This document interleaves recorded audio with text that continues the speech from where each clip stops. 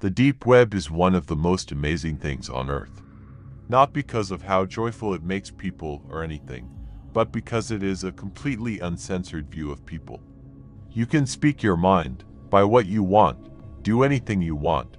When on the deep web, you have complete and total freedom. I had always been fascinated by the deep web, and at the time the events in this story occurred, I was in college. Lots of people at my campus had really been getting into accessing the deep web. It was almost like a trend. With so many people getting on it, it seemed perfectly safe for me to give it a try. Now I had always heard of the deep web horror stories, stories of hacking, stumbling on disgusting sites, and people even somehow finding your address. These stories were mainly what kept me off the deep web, but with most of the people at my college using it on a normal basis, I decided to give it a go. I asked a friend to come over and help me set it up. When my friend arrived, we opened up my laptop and began to set everything up. He told me that we were using Tor, a program that lets you access the deep web. He also asked me if I was planning on doing anything illegal, to which I replied no. He said that since I wasn't, we didn't need to install Tails, which is apparently a software that makes it more secure if you plan on doing illegal things. A little while later, everything was set up. I had my new IP address, and my friend gave me a brief rundown of what to do and what not to do. He made it very clear that when I was using the hidden wiki, that I kept it on censored mode, so that it would be less likely for me to see something I didn't want to see. After about 2 weeks of using the deep web, I felt like a pro. I had accessed many different sites, spoken with some great people, made friends, even bought some weed. I had become cocky and was ready to dig deeper into the dark web. I turned off the censored mode on the hidden wiki and began to browse the links. It took a while, mostly because Tor is a bit slow and many of the links just led to dead web pages. Eventually, I stumbled onto a site called All the Gore. It was mainly a big chat room, with many different topics. I had a fairly strong stomach. I had seen many violent movies, and had seen beheadings, killings, act through the normal internet.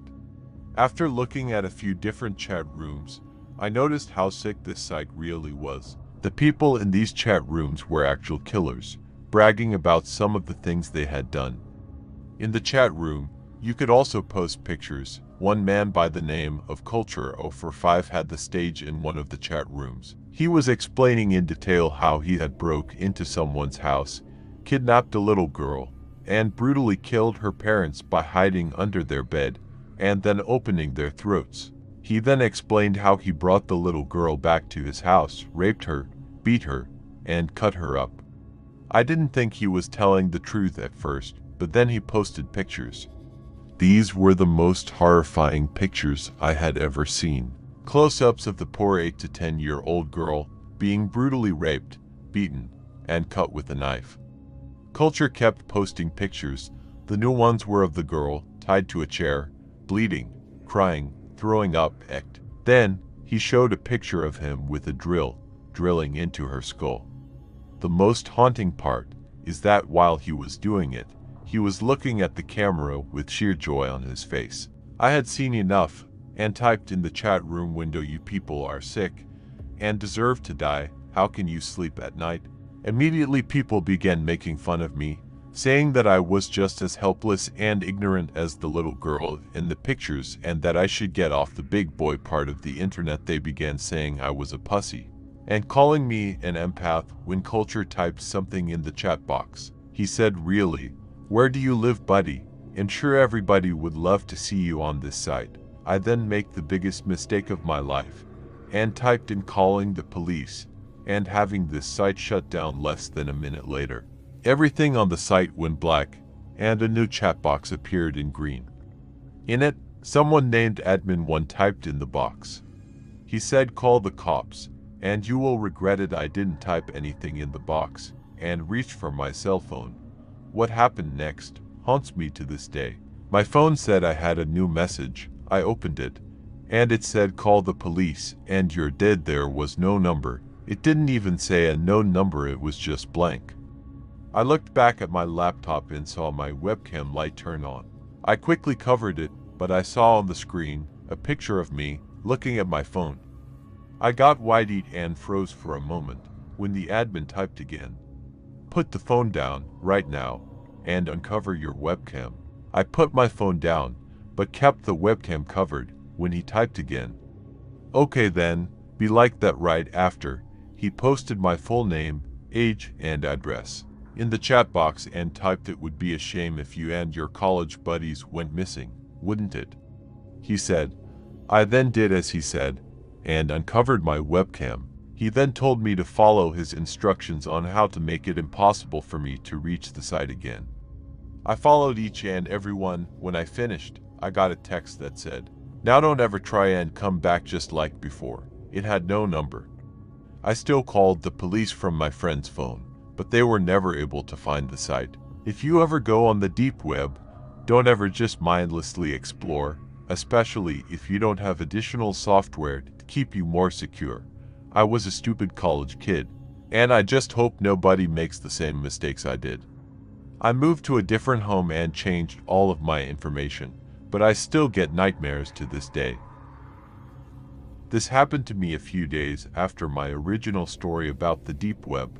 I was extremely rattled by what had happened. The police tried to track down the website, but since there was no way for them to recover my history, and I had originally found the sick site by just randomly clicking links, it seemed pretty hopeless to find it. Why? And I had originally found the sick site by just randomly clicking links. It seemed pretty hopeless to find it. The police told me to change all my information about myself and to move in with a friend. After changing pretty much all of my information, I decided to move in with my friend David. David was an extremely honest, hard-working person. He never went to parties, slacked off, got drunk. He was very dedicated to finishing college. In fact, he was one of the few kids I knew at the time who wasn't getting on the deep web regularly. I had told him all about my experience with the deep web, and that's mostly why he agreed to let me stay with him. One night, we were both up studying very late. When my phone went off, I looked to see who had texted me and saw that the person sending the message had no number, just like last time. It read, "Check your computer." I tried to move it, but the mouse had just moved on its own. Someone had remote access to my computer somehow. I never gave anyone remote access before. I tried a whole bunch of keyboard commands, but not a single one worked. I noticed that whoever had control of my laptop was downloading a software, most likely malware, but there was nothing I could do. There was nothing else to it, just one simple instruction. I opened my laptop, and when I did, I noticed that I didn't have control of the mouse. I heard my phone go off again, and this time, the message said, "Look out your window." I was sitting right by a window. I didn't know which window the guy was referring to, so I looked out the one I was sitting by and saw a man in the parking lot leaning up against a white van. He had a phone in his hand, and when I looked at him, he nodded. My phone went off again. Type in and hold down Shift-Alt-F5 at the same time to activate the software. I called in David to my room to show him what was going on. He seemed just as nervous as I was, but with the man just outside our window, we didn't want to anger him. David called the police right away and told me that they would be there soon. I didn't activate the software and just sat there. Eventually I got another text. "I am coming in if you don't do it right now." I didn't know why he, or the person in control of my computer, couldn't do it, but I didn't dare to ask. At the same time though, I was 99% sure this program had malware or spyware or something that would be very harmful to my computer, so I refused to activate it. David grabbed a baseball bat just in case the man outside tried to come in. About 5 minutes later, we heard the doorknob turning. It was locked, but we then heard banging at the door. We both freaked out, and I looked out the window again. Sure enough, the man and the van were gone. The banging on the door got more and more violent, until eventually we heard a horrible scratching sound. It lasted a few more minutes, And then we heard footsteps walk down the hall and eventually fade away. I received another text, "We will be back." That really got to me. When the cops arrived, they told me to look at my door. I followed them back out into the hallway and saw engraved in our door my name. The police began investigating the whole building, and they had a tech police officer come in and look at my computer. He began to do scans and investigate the weird software on my laptop. Eventually, he managed to close and remove it, and told me that my laptop isn't safe. He said the core files of it have been hacked into, corrupted. We did a complete wipe of my laptop, and he looked at my phone as well. Just like last time, he couldn't tell where the messages came from, and told me that they would be sure to keep some cops nearby in case this ever happened again. The next day, I had just got home from school and was really tired. David wasn't home yet, so I went into my room and fell into the bed. I had just begun to close my eyes when I heard a rattling sound in my closet. I lifted my head up and didn't hear it again, so I went back to sleep. After a few minutes, the closet door swung open. I leapt out of bed and saw a man with a mask walking over to me. I ran for the door and slammed it behind me. I ran out to the parking lot, started my car, and drove away as fast as I could. By the time the police arrived, the man was of course gone.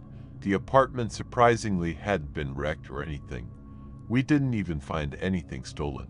He didn't seem to do anything at first. This night, 2 police officers were monitoring everyone who came in, out of the building, in order to catch the man. I opened my laptop and noticed that my wallpaper had changed. It was just a bunch of trees, but it had been changed to a sickening photo of a man with a mask, the same mask that I saw on the man who was in my closet, digging a knife into a baby's eye in what looked like a small cabin. I also noticed that all my applications and programs were gone, and I saw the same software as last time, right in the middle. I clicked on it, and it had already been installed. Just like last time, it filled the entire screen, and what looked like a live stream was going on. I couldn't exit out, and the live stream was coming from a boy's house. He looked about 13 or 14, and was at his computer. It didn't take long for me to see that I was watching through his webcam, and he had no idea. I saw a small chat box pop up in the top right of the screen, and in it, someone typed in the box, "Welcome to our live stream. We are glad everyone could be here. Thank you, John, for being here as well." My eyes got very wide. My name was John, and they were waiting until I was watching to start the live stream. I saw that the closet door behind the poor boy slowly opened, and a man walked out with a toolbox in one hand. He quietly set the toolbox down and pulled out some duct tape. He went behind the kid and put the tape over his mouth and grabbed him tight. The poor kid's face was of total fear. He tried to scream, but he couldn't because of the tape. They were making a decent amount of noise, so it told me that the kid must have been home alone.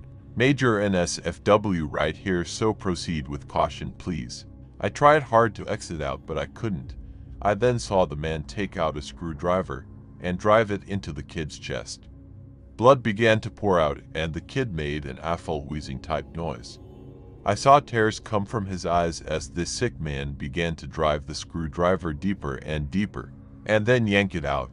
The man then took out a hammer and smashed the kid's hands several times till they were nothing more than a mangled, bloody mess. I tried every command I could to exit out, but nothing was working. I noticed that in the chat box several people were cheering the man on and requesting for him to do different things to the boy. The man then took out a handheld electric saw, pressed it against the boy's face, and turned it on.